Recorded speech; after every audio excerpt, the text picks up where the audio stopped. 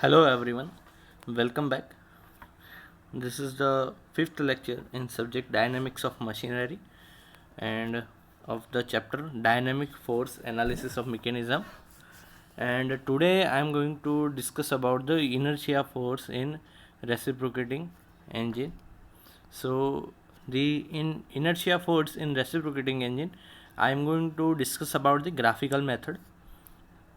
The inertia force in reciprocating engine can be obtained by this following steps. First, we have to draw the acceleration diagram by Klein's construction. As you know that the Klein's construction was there. There was a piston and this was our connecting rod and this was the crank. And we used to draw a circle over here over crank and over for connecting rod, and the line joining this will give the from the various diagram we find out the acceleration and velocity. So here is the Klein's construction. This is the a little bit it looks like complicated. यहाँ पे थोड़ा बहुत complicated लग रहा है, लेकिन step by step मैं आपको एक्सप्लेन करूँगा यहाँ पे कि जो भी यहाँ पे ये हमारा पिस्टन है, ठीक है, जो नॉर्मल फोर्स यहाँ पे लग रहा है Fn और ये है Fb जो इनर्शिया फोर्स लग रहा है, ठीक है। जो भी मोशन है वो इस डायरेक्शन में है और उसके ऑपोजिट फोर्स लगेगा। जो भी टेंजेंशियल फोर्स है वो कनेक्टिंग रॉड के ऊपर यहाँ पे लगेगा Ft। ये हमारी क्रैंक है, ये कनेक्टिंग रॉड है, ठीक है, और ये इसका डायग्राम है circle with the radius as a crank D1 and this is the diagram for circle for connecting rod as a center of connecting rod, diameter as half of the connecting rod length. यहाँ पे जो W है वो है wait है connecting rod का mg जो यहाँ पे सेंटर पे लगेगा। फिर जो अगले पैरामीटर्स है वो हम स्टेप बाय स्टेप डिस्कस करेंगे। यहाँ पे दिया हुआ है कि remember that the acceleration diagram is turned through 180 degree from the actual diagram and therefore the direction of acceleration towards the O. यानी कि ये जो भी एक्सेलरेशन डायग्राम है वो टर्न किया गया 180 degree through actual diagram. So direction of acceleration will be towards the O, यानी कि एक्सेलरेशन की डायरेक्शन ओ के साइड होगी, ठीक है। Now second thing is replace the mass of connecting rod by dynamically equivalent system of two masses. Earlier we discuss about the dynamically equivalent system के बारे में हमने पढ़ा था, तो उसी तरीके से हमने जो, ठीक है, ये सपोज ये कनेक्टिंग रॉड है, तो यहाँ पे हमने इक्विवेलेंट कनेक्टिंग रॉड का कंसेप्ट लिया था जिसमें हम यहाँ पे M1 सपोज मास है, यहाँ पे M2 मास है, तो ये इक्विवेलेंट सिस्टम से हमने उसको रिप्लेस किया था, ठीक है। फिर यहाँ पे क्या होगा कि जो भी वन मास है वो कहाँ पे प्लेस किया गया है at a B and other will be kept at D। यानी कि यहाँ पे एक मास पुट किया और दूसरा मास यहाँ पे पुट किया। फिर D given by D is equal to small d is equal to k square by V। जो स्मॉल d की वैल्यू है वो k स्क्वायर बाय k है, जहाँ पे है radius of gyration, and B and D are the distance of centre of mass from B।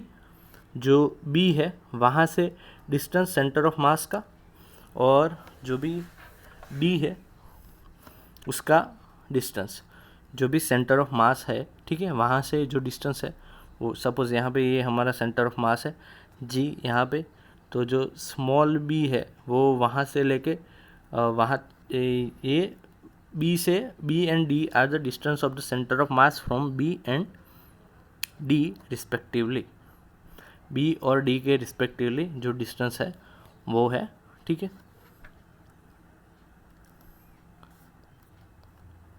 आगे हम देखेंगे कि जो भी पॉइंट D है can also be obtained graphically.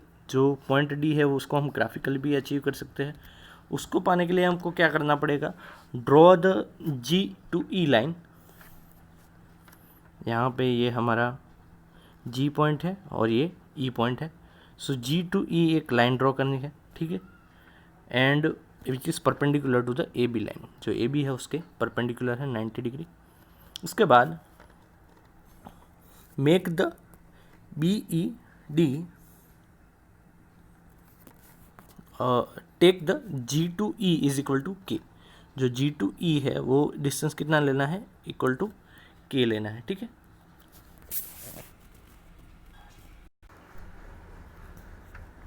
फिर मेक बी ई डी, ये जो बी है, ई है और डी, उसका एंगल जो है वो 90 डिग्री होना चाहिए यहाँ पे, ठीक है। वैसे एक लैंड ऑब्टेन्ड पॉइंट डी, सबसे पहले ये पॉइंट ड्रॉ किया और ये डिस्टेंस लिया के इक्वल टू के, और ये जो हमने लाइन ड्रॉ की उसको कनेक्ट किया और उसके परपेंडिकुलर हमने पॉइंट ड्रॉ किया तो हमको डी पॉइंट मिल गया, ठीक है। सो ऐसे हम डी भी ग्राफिकली ऑब्टेन कर सकते हैं, ठीक है।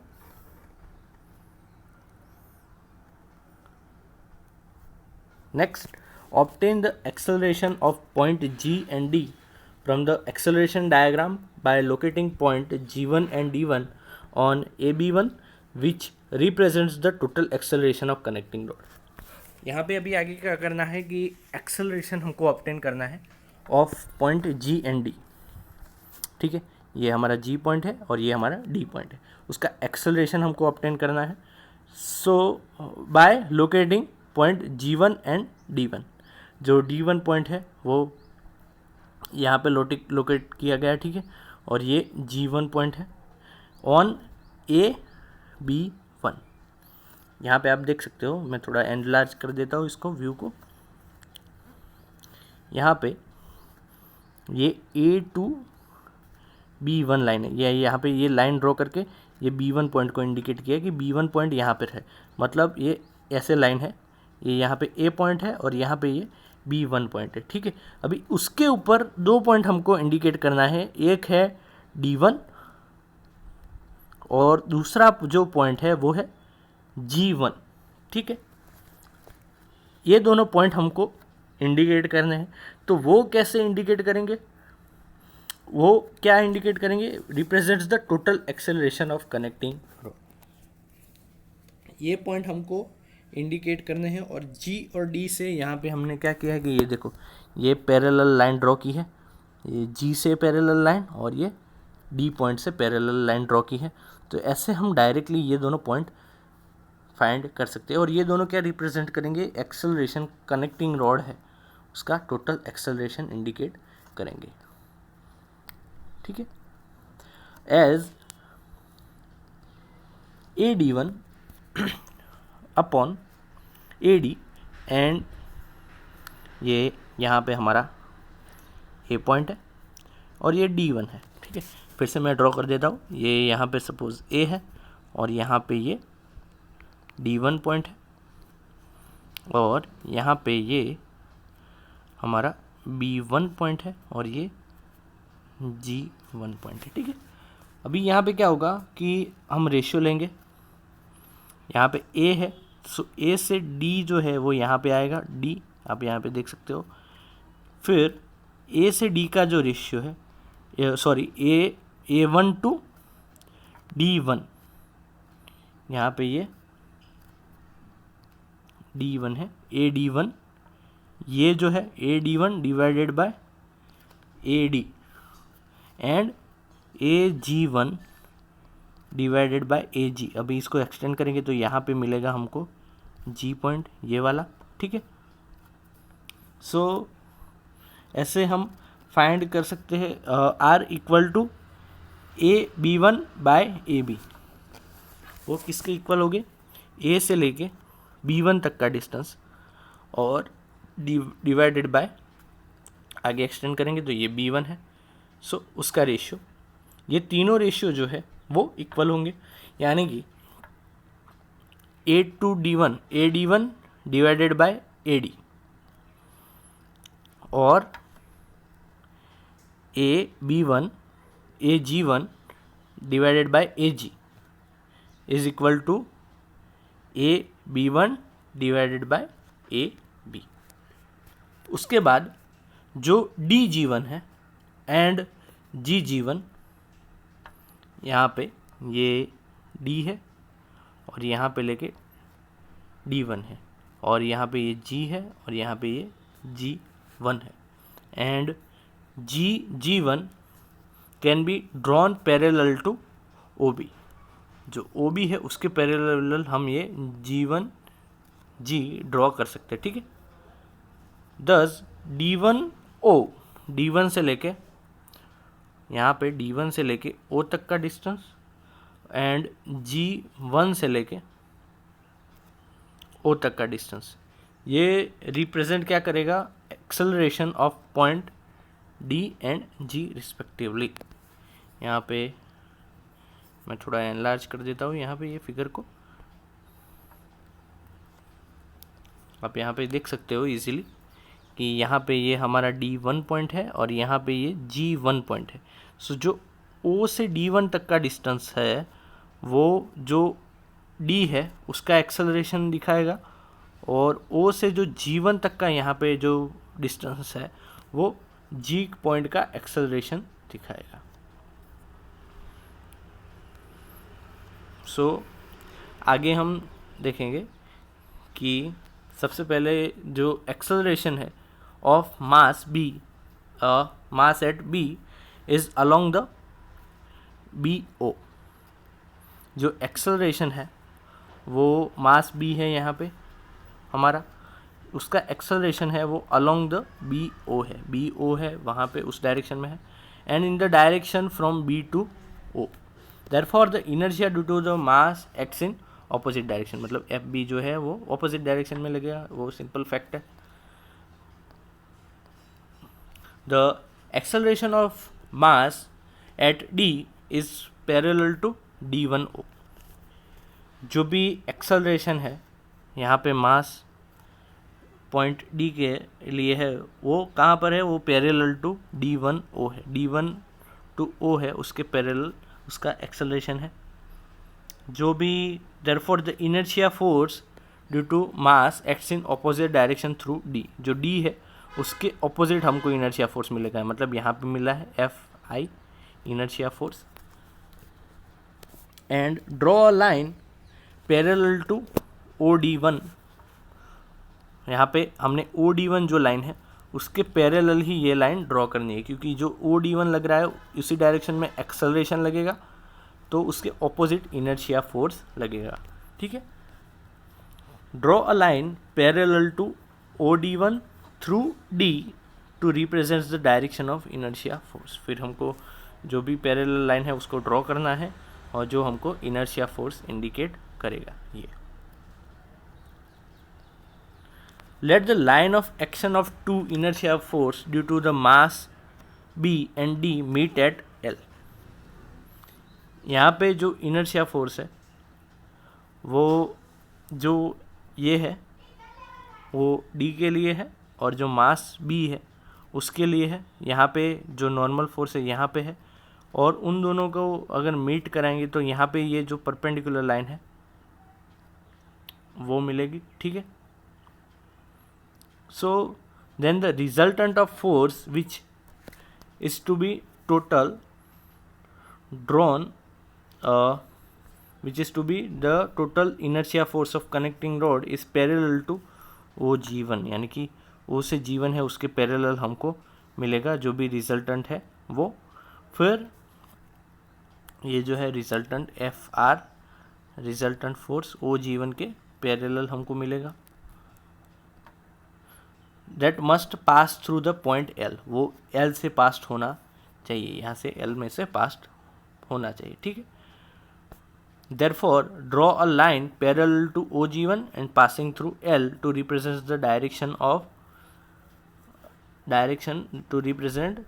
यहाँ पे क्या करना है, पैरेलल लाइन ड्रॉ करनी है जो OG1 के पैरेलल हो और L में से पास होती हो, to represent the direction of inertia force of connecting rod.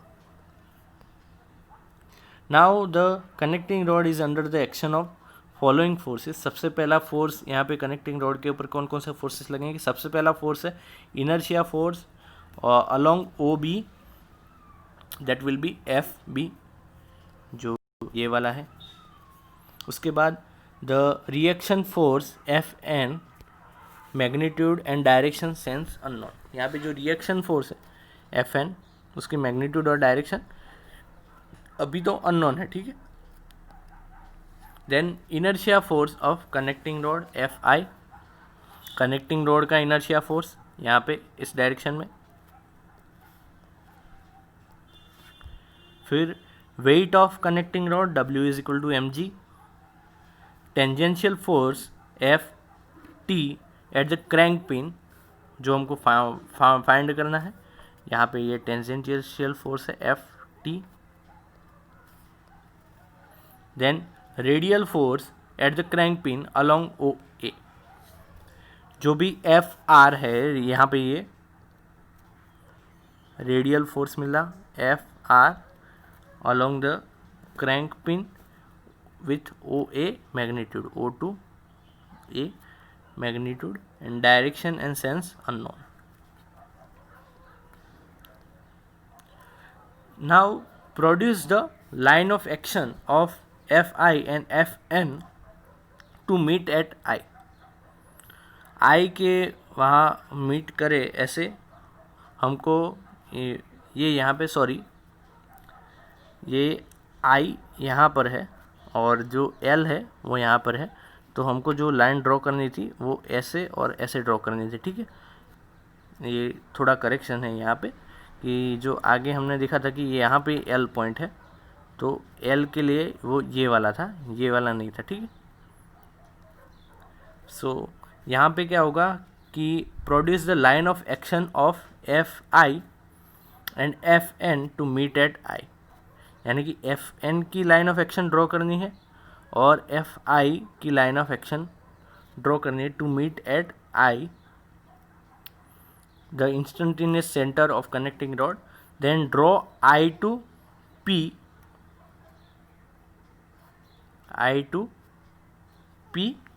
And I to Q perpendicular to the line of action of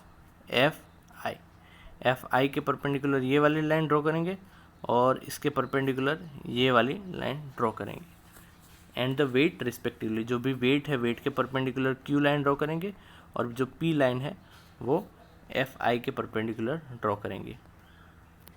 for the equilibrium of connecting rod taking moment about I के वहाँ हम moment लेंगे, ठीक है, equilibrium के लिए। सो यहाँ पे मोमेंट लेगी तो मोमेंट क्या मिलेगी, जो भी सबसे पहला है एफ टी है into I to A distance, यहाँ पे ये ए पॉइंट है और ये आई है, तो I two F T cross I A is equal to F B यहाँ पे लगेगा cross I B plus F I cross I P, उसके बाद m g cross I Q, m g यहाँ पे लग रहा है और ये आई क्यू डिस्टेंस। तो ये मोमेंट हो गया, मोमेंट का equation. Obtain the value of F T tangential force from it and draw the force polygon to find the magnitude and direction of force Fr and Fn। हमको क्या करना है, Ft की वैल्यू फाइंड करने के लिए सबसे पहले फोर्स पॉलीगॉन ड्रॉ करना पड़ेगा to find the magnitude and direction of Fr and Fn। तो फोर्स पॉलीगॉन कैसे ड्रॉ करेंगे, ये फोर्स पॉलीगॉन है, यहाँ पे जो Ft है वो इस डायरेक्शन में लग रहा है, तो सबसे पहले Ft ड्रॉ करेंगे। उसके बाद Fr जो है वो इस डायरेक्शन में है, पर यहाँ पे ये इस डायरेक्शन में लिया गया है, ठीक है। फिर Fn जो है वो यहाँ पे है, तो Fn यहाँ पे लिया गया है। फिर Fb यहाँ पे लगेगा। सबसे पहले हम Fb ड्रॉ करेंगे, उसके बाद W डाउनवर्ड डायरेक्शन में लग रहा है, ठीक है। फिर Fi अपवर्ड डायरेक्शन में लग रहा है, फिर Ft इस डायरेक्शन में लग रहा है, फिर Fr यहाँ पे और Fn यहाँ पे, ठीक है। क्योंकि Fn की वैल्यू डिसाइड नहीं है इसलिए वो वेरी हो सकती है, ठीक है। सो Ft हम फाइंड कर सकते हैं, In the above equation, Ft is the force required for the static equilibrium of mechanism, or it is the force required at the crank pin to overcome the inertia of reciprocating part and of the connecting rod. If it indicates the clockwise torque, then the inertia torque on crankshaft will be Fi into O2a distance counterclockwise direction. जो भी inertia force crankshaft के ऊपर लगेगा वो कितना होगा, F I into O to A distance in counter clockwise direction. ये clockwise direction है, ये काउंटर क्लॉकवाइज डायरेक्शन में लगेगा. ठीक है, काउंटर क्लॉकवाइज में लगेगा. सो यहाँ पे ये था inertia force in reciprocating engine. So ये थी complete theory of inertia force in reciprocating engines, graphical method. Now we will take one example of it.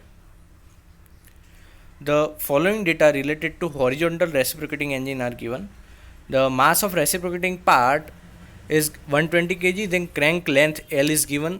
यहाँ पे crank length दी हुई है, that is 90 mm. Engine speed N is given 600 rpm. Then connecting rod mass 90 kg. M length between the center distance of the mass from big end, that is 450. Then length between center 450 mm and distance of the center of mass from big end, that is 180 mm. Radius of gyration about an axis through center of mass K is given 150 mm. Find the magnitude and direction of the inertia torque on the crankshaft when the crank has turned 30 degree from IDC, inner dead center 30 degree. यहाँ पे जो crank के ऊपर जो force लग रहा है उसका मैग्नीट्यूड और डायरेक्शन हमको फाइंड करना है. ठीक है, क्रैंक शाफ्ट के ऊपर क्रैंक शाफ्ट के ऊपर जो भी फोर्स लग रहा है, इनर्शिया टॉर्क लग रहा है, वो हमको उसका मैग्नीट्यूड और डायरेक्शन फाइंड करना है when it turn through 30 degree. सबसे पहले it is required to find the inertia torque और turning moment on the crank shaft due to the inertia of piston as well as connecting rod. Piston और connecting rod की वजह से जो भी turning moment लग रही है, ठीक है, या फिर इनर्शिया टॉर्क लग रहा है, वो हमको फाइंड करना पड़ेगा. This can be obtained by analytical और ग्राफिकल मेथड. ये हम यहाँ पे दो मेथड्स यूज़ कर सकते हैं. सबसे पहले डिस्कस करेंगे analytical method. In analytical method first we have to find the angular velocity omega, that we know that omega is equal to 2 pi n upon 60. that we can find, and engine speed is given 600 rpm. So divide the mass of connecting rod into two parts. जो भी mass of connecting rod है वो हमको dynamically equivalent system में हमने देखा था कि दो पार्ट में डिवाइड करना पड़ेगा. सो सबसे पहले यहाँ पे डायग्राम दिया गया है, ठीक है, जो आगे हमने देखा था. मास एट क्रैंक पिन पे वहाँ पे मास कितना होगा वो सबसे पहले फाइंड करना होगा. तो 90 इंटू 450 माइनस 180 डिवाइडेड बाय 450. जो 90 यहाँ पे है वो है क्रैंक की लेंथ, फिर जो 450 है लेंथ बिटवीन सेंटर्स, जो भी सेंटर्स O2 B है, दो सेंटर्स के बीच की लेंथ है.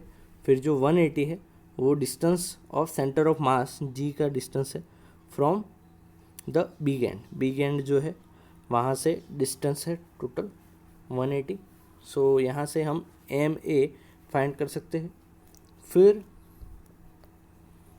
मास at gudgeon pin MB is equal to 90 minus MA. जो क्रैंक पिन का वेट है वो हम उसमें से माइनस कर देंगे क्रैंक लेंथ में से.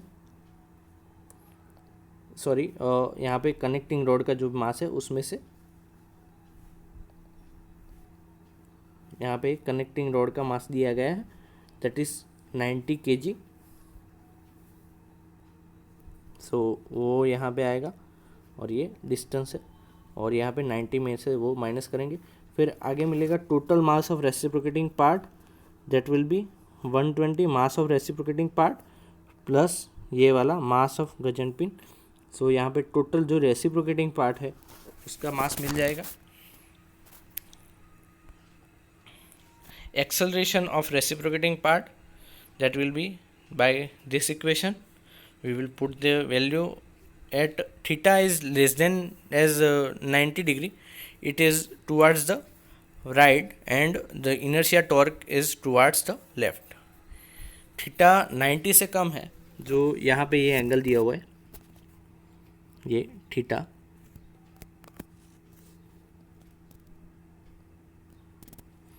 यहाँ पे ये एंगल दिया हुआ है, ये जो एंगल है थीटा वो लेस देन 90 होगा,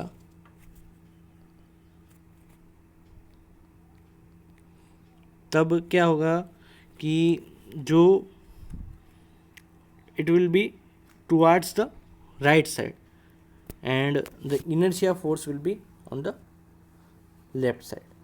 यानी कि जो एक्सेलरेशन होगा रेसिप्रोकेटिंग पार्ट का वो राइट साइड पे होगा और जो इनर्शिया फोर्स लगेगा वो ऑपोजिट डायरेक्शन में उसके लगेगा. ठीक है, यहाँ पे इस डायरेक्शन में इनर्शिया फोर्स लग रहा है और ये डायरेक्शन में एक्सेलरेशन है. ठीक है, so inertia force is given by mass into acceleration, that will be m into f.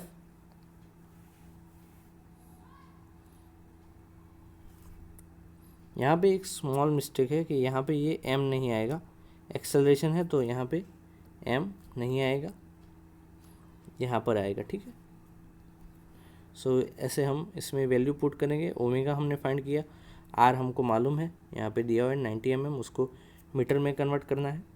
Theta angle 30 degree है. n जो है वो L/R का रेशियो है, लेंथ टू क्रैंक रेडियस जो है तो वो n इज इक्वल टू 5 मिलेगा. ठीक है,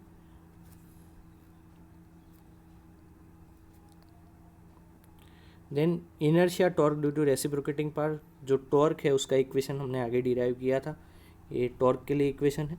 यहाँ पे एफ आर है, जो एफ इंटू आर, जो यहाँ पे फोर्स है वो हमने फाइंड किया, इनर्शिया फोर्स वो यहाँ पे रखेंगे और जो आर है वो क्रैंक रेडियस है.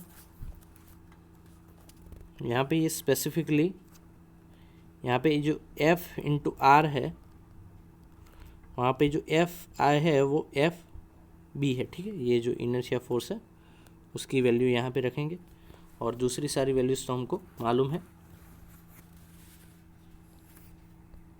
और ये जो लग रहा है, ठीक है, inertia torque due to reciprocating part, that will be the counter clockwise direction as the inertia force is towards left. Inertia force left side है, उसकी वजह से जो एफ टी बी होगा वो कहाँ पे लगेगा, काउंटर क्लॉकवाइज डायरेक्शन में लगेगा. The correction couple due to assumed second mass of connecting rod at A, that is given by delta t. जो करेक्शन कपल है उसका इक्वेशन है alpha C B L minus L. यहाँ पे b is equal to 450 minus 180 किया जाएगा और जो l है, l will be the 450 length between centres. फिर जो कैपिटल L है वो मिलेगा b plus K square by B, उसका इक्वेशन हमने आगे देखा था ये. और अल्फ़ा सी है उसका ये इक्वेशन है. ओमेगा मालूम है, थीटा मालूम है और n मालूम है, तो हमको अल्फ़ा मिल जाएगा, अल्फ़ा सी. सो हम delta T correction couple find कर सकते हैं. यहाँ पे the direction of the correction couple will be the same as that of angular acceleration. Angular acceleration है उसी डायरेक्शन में लगेगा, पर in the direction of decreasing angle beta, जो बीटा डिक्रीज होगा उस डायरेक्शन में लगेगा. Thus it will be in the clockwise direction, यानी कि ये इस डायरेक्शन में लगेगा, क्लॉकवाइज डायरेक्शन में. ठीक है, the correction torque on crank shaft can be given by this equation. We will put the values and we will find the answer. The correction torque is to be deducted from the inertia torque on the crankshaft or force Fy due to delta T, which is in clockwise direction, is towards the left of the crankshaft. The correction torque is in clockwise direction, जो भी counter clockwise direction. सो यहाँ पे जो correction torque है वो counter clockwise direction में मिलेगा, ठीक है। Torque due to weight of mass at A is given by, जो मास की वेट की वजह से लगेगा, weight of mass A at A, that is given by T A is equal to M A G R cos theta. M A हमको मालूम है, हमने आगे डिराइव किया था, फिर जी मालूम है, आर मालूम है और थीटा, सो हम टी ए फाइंड कर सकते हैं। Then total inertia torque on the crank shaft that is given by, total inertia torque है उसमें से हम टी बी जो हमने फाइंड किया उसमें से टी सी जो करेक्शन कपल है वो माइनस होगा और जो ये ड्यू टू वेट है वो उसमें ऐड किया जाएगा। So in this way it will be acting in the counter clockwise direction. Now let us discuss the graphical method. So first we have to draw the configuration diagram OAB of the engine mechanism to convenient scale and its velocity and acceleration diagram by Klein's construction। so यहाँ पे ये complete diagram है जो हमने आगे discuss किया था वैसे। सबसे पहले वेलोसिटी फाइंड करेंगे that is equal to omega into R, फिर एक्सेलरेशन फाइंड करेंगे omega square are.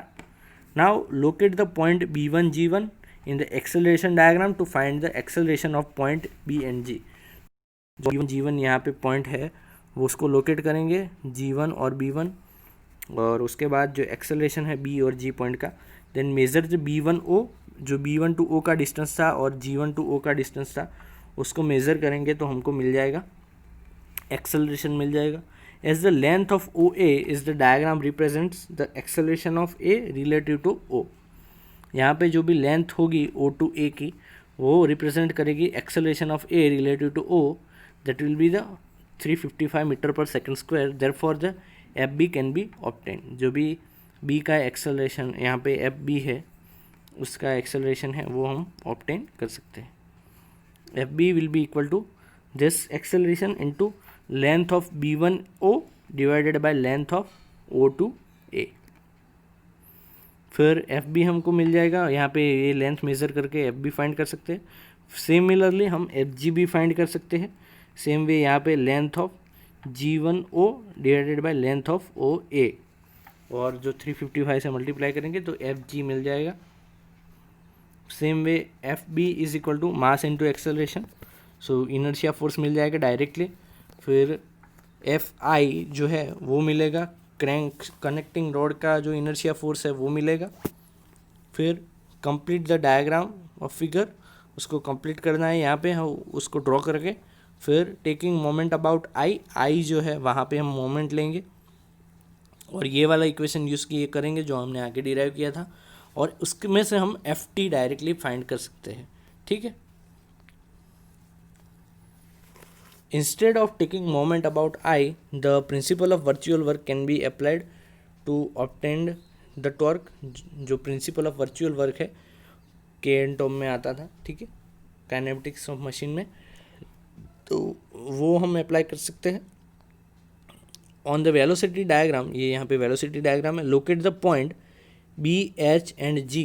B H G point को हमको इंडिकेट करना है यहाँ पे, बी एच और जी corresponding to the capital B, H and G respectively, taking the component of velocity in the direction of the FB, FI and MG।